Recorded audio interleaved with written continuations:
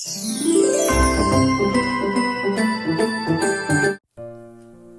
అండి, నేను మీ Lavanya. Thank you very much for your supporting. మా కథలను ఆదరిస్తున్నందుకు థ్యాంక్ యూ వెరీ మచ్. ముందు కథలను చూడకుంటే వీడియో లింక్ కింద డిస్క్రిప్షన్లో ఉంటుంది, చూడగలరు. వీడియోస్ని చివరి వరకు చూడండి. ఇక మన కథలోకి వెళ్ళిపోదాం.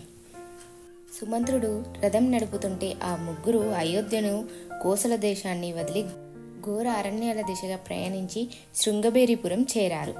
అక్కడ గంగా తీరంలో రాముడు వనవాస దీక్ష స్వీకరించి అక్కడి నుండి సుమంత్రుణ్ణి వెనక్కి పంపేశాడు.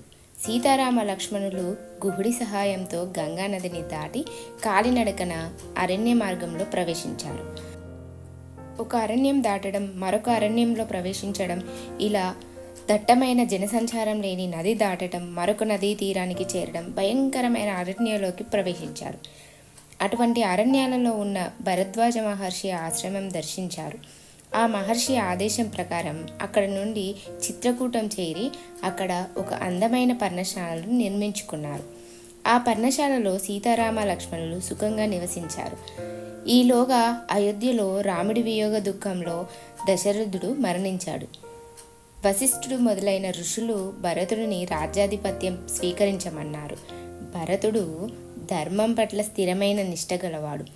అతడు పట్టాభిషేకానికి అంగీకరించలేదు. కోసల రాజ్యం దశరథపుత్రులలో జ్యేష్ఠుడైన రాముడిదే తప్ప తనది కాదన్నాడు. ఆ రాజ్యానికి రాముడే ప్రభు అని స్పష్టం చేశాడు.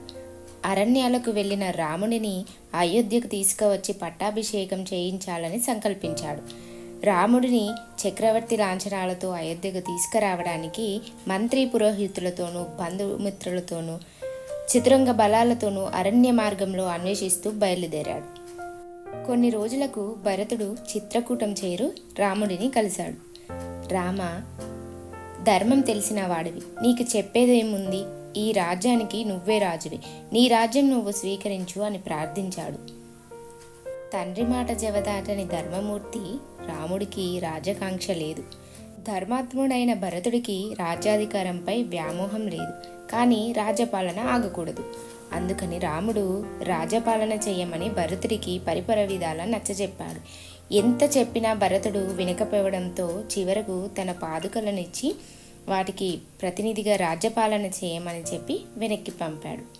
భరతుడు అయోధ్యకు పోవకుండా రాముడి పాదుకలను సేవిస్తూ నందిగ్రామంలో నివసించి రాజ్యపాలన చేశాడు.